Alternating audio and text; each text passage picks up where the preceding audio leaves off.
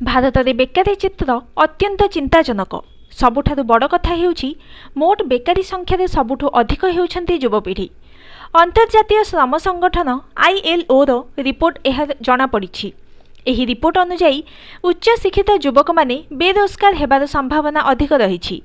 ILO रो report अनुसार 2022 मसीह स्नातकोत्तर मानक पई बेकारी हार 29.1% थिला, जहाँकि जो माने पढ़ी किंबा लेखिपारे नहीं से लोक प्राय 9 गुण अधिक।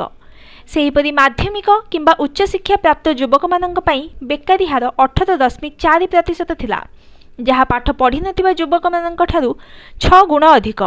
ILO कहिछि जे भारत में बेकारी मुख्यतः माध्यमिक शिक्षा किंबा ताठारु अधिक शिक्षा प्राप्त युवकंक पई एक बड़ समस्या, जहाँकि समयक्रमे वृद्धि पाइबारे लागिछि।